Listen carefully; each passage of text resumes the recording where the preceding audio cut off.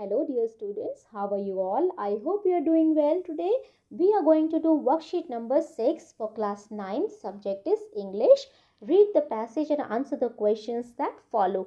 हमें इस passage को पढ़ना है और उसके बाद questions के जवाब देने हैं. So let's get started. Global warming is a serious issue and we all need to think about it collectively.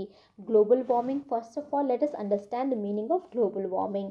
Global warming होता है जब एटमॉस्फेयर में टेम्परेचर इंक्रीज हो जाता है, राइज हो जाता है, that is called global warming. Okay, and all we all need to think it collectively. Collectively का मतलब है जब हम कोई भी काम मिलकर करते हैं, that is called collectively. Okay, so हमें इसके बारे में मिलकर सोचना पड़ेगा. The reason for it is increased human activity. और इसका क्या मेन कारण है? Increased human activity with the advent of industrial revolution.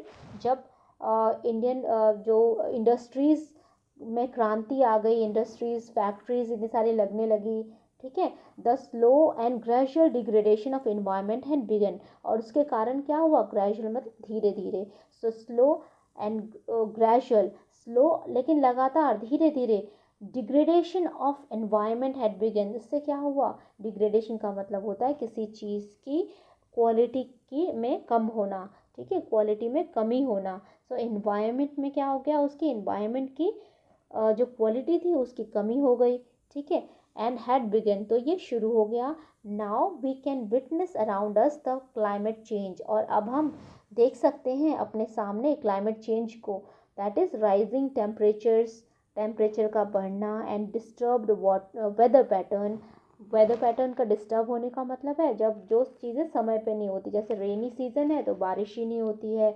और विंटर सीज़न में क्या होता है? विंटर सीजन अक्टूबर से शुरू हो जाता था, तो अब नवंबर दिसंबर से शुरू होता है, राइट. सो एक्सपेक्टेड टाइम पर जो काम ना हो, so that is the disturbed weather pattern. Why do we need to worry about it? हमें इसके बारे में क्यों चिंता करने की ज़रूरत है? And what can we do to save our earth? और हमें अर्थ को हमें बचाने के लिए क्या करना पड़ेगा? What can we do? Some of the expected impacts of our life are. कुछ जो असर पड़ेगा हमारी ज़िंदगी पर.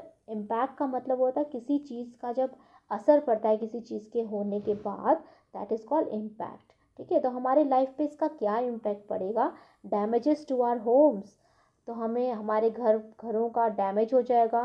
कैसे? फ्लड्स और फायर से. Outdoor work could become unbearable. बाहर जो हम घर के बाहर अगर कोई काम करना है हमें, तो हम कर नहीं पाएंगे. अनबियरेबल क्या होता है? असहनीय, जिसको सहा नहीं जा सकता है, ठीक है. Higher electric bills and more blackouts. उसके कारण क्या होगा? बहुत सारी इलेक्ट्रिक हमें ज़्यादा जलानी पड़ेगी और उसके कारण क्या होगा? बहुत बड़े बिल आएंगे. और उसके कारण क्या होगा? लाइट भी कट जा सकती है हमें, तो हम बिना लाइट के बिना हमें रहना पड़ेगा हमें. राइजिंग टैक्सेस, जिसके कारण टैक्सेस बढ़ जाएंगे. And more allergies and health risk. और उसके कारण और क्या होगा? एलर्जीज हो जाएंगी लोगों को और हेल्थ रिस्क हो जाएगा. Food will be more expensive. और खाना महंगा हो जाएगा. एंड वैरायटी में सफ़र. और उसके कारण क्या होगा? जब आज हम अलग अलग तरह का हमें चीज़ें मिलती हैं उसमें कमी हो जाएगी. Water quality could suffer. Water quality तो आप देख ही रहे हो किस तरह से वाटर क्वालिटी चेंज हो गई है, सफ़र कर रहे हैं, जिसके कारण हम लोग अब हम नॉर्मल टैप वाटर नहीं पी सकते हैं ना, अब हमें उसे प्योरीफाई करके ही पीना पड़ता है. Outdoor exercise and recreational sports will become more difficult. जिसके कारण क्या होगा? और जो हम अपने फ्रेश होने के लिए जो हम एक्टिविटीज़ करते हैं, रिक्रिएशनल एक्टिविटीज़, तो स्पोर्ट्स हम घर के बाहर जाके हम एक्सरसाइज करते हैं, वो बहुत ही मुश्किल हो जाएगा.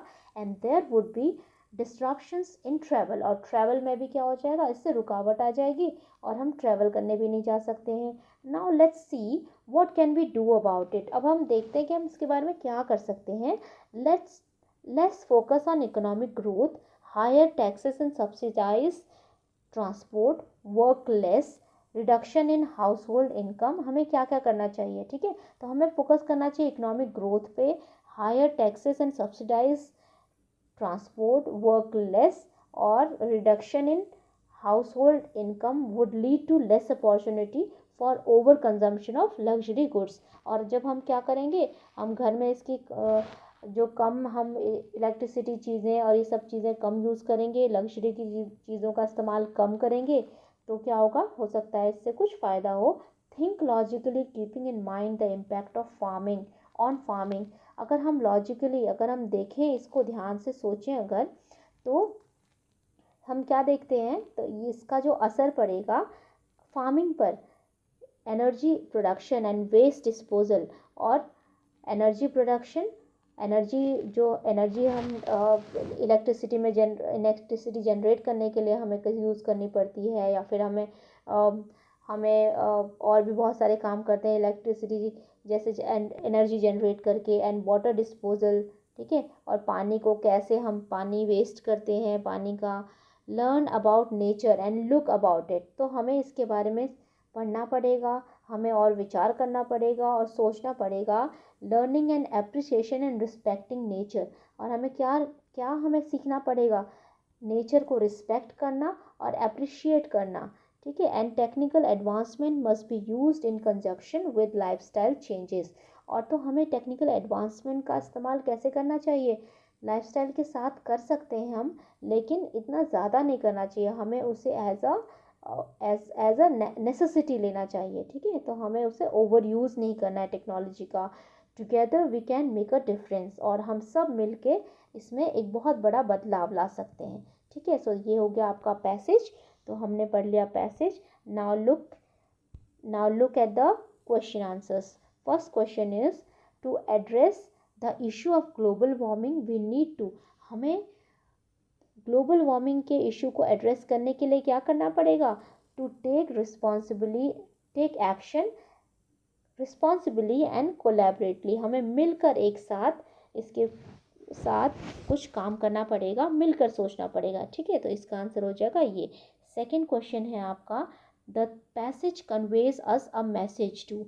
ये पैसेज हमें क्या मैसेज देता है, बी अवेयर, हमें सावधान कर रहा है, हमें जागरूक कर रहा है। स्टे केयरफ्री, क्या हमें ये कह रहा है कि स्टे केयरफ्री रहो, कोई चिंता की बात नहीं है, या फिर ब्रिंग द चेंज, या फिर फॉरगेट एवरीथिंग, या फिर कह रहा है कि सब कुछ भूल जाओ। तो इसका आंसर होगा बी अवेयर, हमें अवेयर करने के लिए, एंड ब्रिंग द चेंजेस। तो इसका हो जाएगा फर्स्ट एंड थर्ड, ठीक है। थर्ड क्वेश्चन है, the phrase think logically think locally think locally refers to. तो लोकली रेफर्स टू का क्या मतलब है यहाँ पर, इसका मतलब क्या है, paying attention to local people, ये नहीं हो सकता। Promoting local art and craft, ये भी नहीं हो सकता। Utilization of locally available resources, ये हो सकता है, और यही इसका आंसर है, ठीक है। Cutting ties and global partners, ये नहीं हो सकता, तो इसका आंसर है C. Okay, fourth question is, the right up attempts to. Right up attempts to, ये जो लिखा गया है इसमें क्या बताया गया है, रीडर को क्या बताया गया है, अम्यूज़ करने के लिए, अवेयर करने के लिए, रिब्यूक करने के लिए, या स्केयर करने के लिए।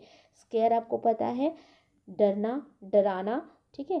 तो और रिब्यूक डांटना, अवेयर इज जानकारी, एंड अम्यूज इज हैरान करना।